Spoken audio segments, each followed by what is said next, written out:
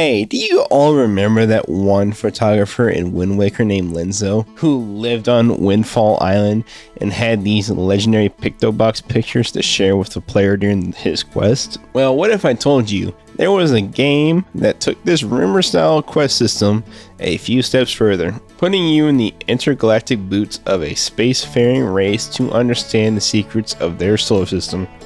May I introduce you to The Outer Wilds, a game about tracking down mystery and intrigue across a vastly spanning solar system with planets that hold secrets ready to be discovered by we, the player. A game that can only be played once in your entire lifetime, unless by some mysterious circumstances they add another DLC to further expand on the story of the game. More on that DLC later, by the way. But my point is, you're ever gonna play through this game once, and that is fine. This game pretty much has no replayability value because it's a game based off knowledge, and usually you can only learn something once. But you also see why I'm choosing this format of mine to talk about this game, right? This is my 10-minute gems for The Outer Wilds. This was a tough video to write from my perspective, harder than, if I will be honest, my main long form projects, because I am figuratively trying to walk through a metaphorical minefield, trying to decide what to include and not to include into this video without giving up the gimmick and the secrets of this game. Now, before we continue on to the rest of the video, I would like to ask that you either like or dislike this video, and then reply with your feedback down below. If you do like this video, please consider subscribing and hitting the bell notification so you can catch my news videos. As for what to do in the meantime, I have a few videos, some more recent, linked in the description below, so please consider checking out my past videos. And as I said for this video, I would love to see your feedback on those videos as well. I wish to improve as both a writer and a content creator as we brave this new year together. Something about The Outer Worlds I can describe is, if you can see it, you can go to it. The moon orbiting your home planet, you can go there. This planet plagued by eternal storms, you can go there, just watch out for the tornadoes. This comet orbiting the solar system, yes, you can go there as well with skill and precision. You can land on this comet and explore it. This space station orbiting the sun, yeah, you can even land there too, and you'll get an achievement if you do. And now, I know what you're thinking. What about the sun? Why, yes, my silly goober, you can go there, but only once. The Outer Wilds is about following rumors and looking at planets and just going, yes, I think I will fly to Giant's Deep today and explore the planet's old ruins to discover something brand new today. Exploration and discovery is key to Outer Wilds. There are no upgrades or learning new techniques through flashy cutscenes. There's only discovering and learning the techniques through learning and scientific experimentation. Just be careful with what you mess around with. Some of the stuff you see as science can be a very fickle mistress, and will not hesitate to dumpster you herself. If you are ever unsure where to go, then may I suggest consulting your ship's computers. It will periodically update to the point that they will bring up new landmarks or points of interest to examine. Oh, if you were there once but are unsure if you saw anything or there's still more to discover, the game will tell you with an orange asterisk to tell you if a lead has more to look into or not. But always remember, sometimes you have to think outside of the box to discover the secrets in this solar system. Take a few risks, land somewhere mysterious, and see what happens next. The game's art direction is very cool. I like its stylistic choice surrounding only aliens with no humans mentioned or seen. So all we focus on are the Harthians as our explorers and inhabitants of the solar system, and we examine ruins left behind by the previous people, the Nomai, so we can discover what happened to them and how they lived in the solar system before the Harthians inhabited it. We do this by exploring their wondrous ruins, examining their fossils, and reading the logs they left behind through their wall writings. Learning about a civilization through their art and history.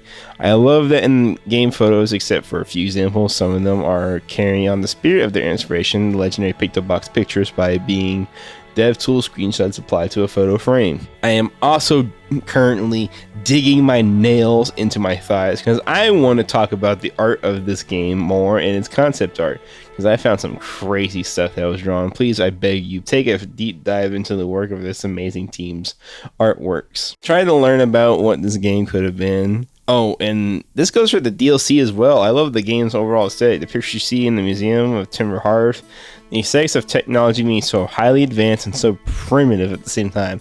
It's such a fun mix that I love to see as much as I love to see plain advanced technology. This is something that's always fascinated from seeing sci-fi series such as Star Wars, Fallout, and even a recent example, The Fantastic Four. It's fun to see technology with a purpose and what should be outdated, but functions extremely well when it is actually used because of how it functions. It's something I love seeing. Outdated aesthetics performing amazingly well, especially for the task it was built for. Second only to primitive space technology, it's not the exact words I would use, but I would say in regards to ancient technology built with stone bodies and performing amazing functions. Examples of these are the Sheikah tech and the Atlantean tech from the movie Atlantis. I love these aesthetics. Ooh, and a sleeper pick, Spectrobes. If you know, you know. The music is centered around more southern style folk music as ambience, using more folky tones mixed in with synth music fitting for a sci-fi voyage, as you fly around the galaxy and walk across the land below the stars themselves. I think it's better if we sample some music before we continue this discussion any further.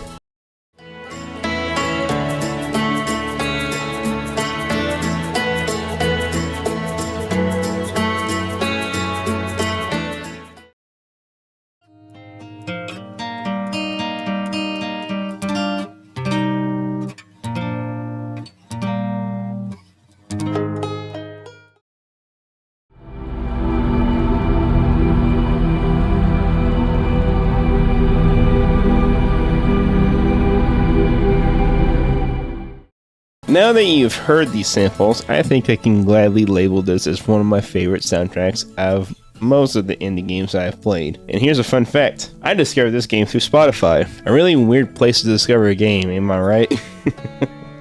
After listening to the soundtrack, I was hooked on its folky tones and galactic sounds. The composer behind these galactic tunes is Andrew Prahlow. You may not recognize him, but his works you will recognize, as he has worked on The Legend of Korra, video game trailers such as Life is Strange, and as a composer for film trailers such as Blade Runner 2049.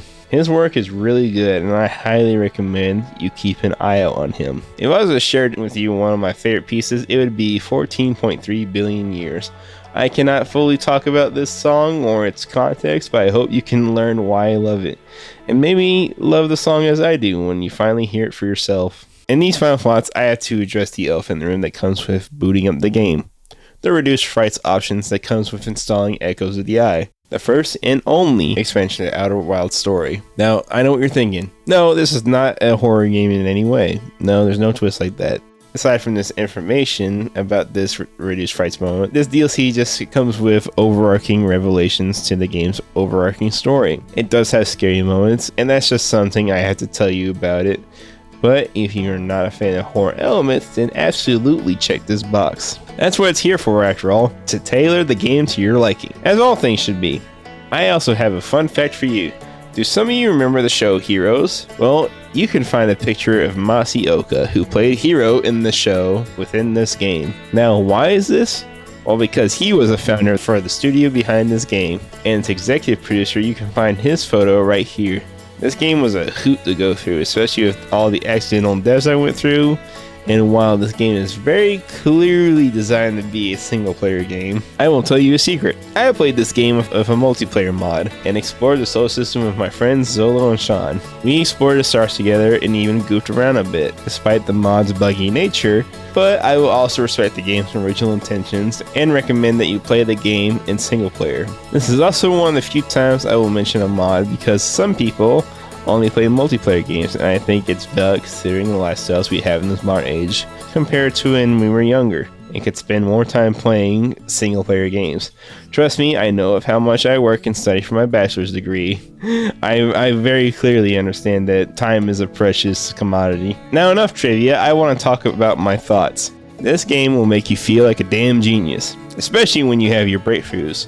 One story I can share was during the DLC's final puzzle, I was reviewing the hints I learned and came to a wild conclusion that turned out to be true, which was so satisfying because my friend Zolo was doubting me the entire time. but I was so determined to test my theory through any means necessary. This game rewards those who engage with it, just remember that. So when you have a crazy thought, please do not be afraid to test your theory. There's no such thing as an awful theory in the field of science, for the most part, if you engage with science in the proper way. I have always loved two environments as a part of my scientific passions, space and the ocean. I love both these environments. While they are both incredibly scary environments, I still love the idea of exploring the deep, dark depths of these two magnificent environments. I guess that's because they are both filled with mysteries that we do not understand at all. There's always something to learn about space and the ocean, and I think that explains how I function very well, considering how this game made me rethink my fascinations with exploration and discovery. I'm not going to list my favorite medias that relate to these, but I will put them on screen to share exactly why I am fascinated with this game, and also as a hint on some future topics I plan to cover in the near future. This has been 10 Minute Gems, and I hope to see you guys next time. Goodbye everyone, and I hope you enjoyed traveling the stars, travelers.